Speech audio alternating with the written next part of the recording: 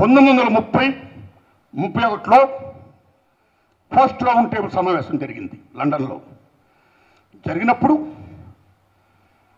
ఒక పక్కన హిందూస్, మరో పక్కని ఎస్సీ ఎస్టీస్ రిజర్వేషన్స్ కావాలి అని అంబేద్కర్ మహానుభావుడు ఫైట్ చేస్తున్నాడు రౌండ్ టేబుల్ సమావేశంలో.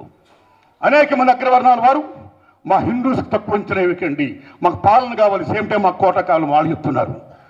దెన్ అంబేద్కర్ మహానుభావుడు అడిగాడు, ఎస్సీ ఎస్టీలు ఓకే, అగ్రవర్ణాలు ఓకే. అప్పుడు ఆ రోజుల్లో అగ్రవర్ణాలు ఎవరంటే only Brahmins, Kshatriyas and Vaishyas మాత్రమే. మనం బీసీలం కామప్పుడు. మీరు నమ్మండి, మనల్ని అప్పుడు హిందూలో జామ్ కట్టలా, మన హిందూస్గా పరిగణించలా, మనలందరినీ కేవలం సేవకులుగా, బంటుకులుగా, కోల్తులుగా పరిగణించింది సమాజం. ఆ దశలో మరి వాట్ అబౌట్ రిమైనింగ్ దోస్ 84% అని బ్రిటిష్ వాడు అడిగితే అంబేద్కర్ మహానుభావుడు గొప్పగా చెప్పాడు. నిజంగా చెప్తున్నా, ఓ సోదరులారా, ఓ కష్టజీవులారా, మీరందరూ ఇప్పుడు రిజర్వేషన్ అనేది ఏర్పాటు చేయబోయే మోస్ట్ ఇంపార్టెంట్ పాయింట్. ఈ టైంలో మీరందరూ మా వైపు వస్తారా, అటువైపు వెళ్తారా? ఆయన నువ్వే చెప్తావు, అటువైపు వెళ్ళొద్దు, మా వైపు రండి. మన బీసీలని, మన ఎస్సీలని, మన ఎస్టీలని, మనందరి హక్కుల కోసం, మన బడుగు బలహీన వర్గాల కోసం, మన రైట్స్ కోసం, రిజర్వేషన్ కోసం ఫైట్ చేస్తా ఉన్నాడు అంబేద్కర్ మహానుభావుడు. అగ్రవర్ణాల్లో కొంతమంది మన బీసీలందరిని పట్టుకొని ఊరికి దూరంగా ఉండే మాలమాదులతో ఎందుకెళ్తారు మీరు?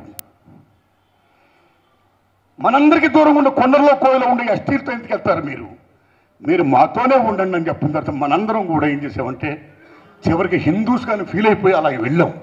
కానీ ఆనాడే we lost our chance, that reservation chance. Ambedkar కన్నీళ్ళు పెట్టుకున్నాడు, ఏడ్చాడు.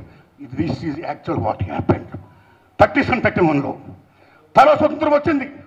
1953లో ప్రప్రదంగా జవహర్లాల్ నెహ్రూ గారు, కలెక్టర్ గారి నాయకత్వంలో మండల్ కమిషన్ బీసీ కమిషన్ ఏర్పాటు చేశాడు. ఆయన బీసీ కమిషన్ ఏర్పాటు చేసినప్పుడు మీరు నమ్మండి, మనకి రిజర్వేషన్ కోసం ఒక కలెక్టర్ గారు ఫైట్ చేస్తున్నప్పుడు మైసూర్లో MR Balaji versus Mysore government కోర్టుకు వెళ్ళింది కేసు.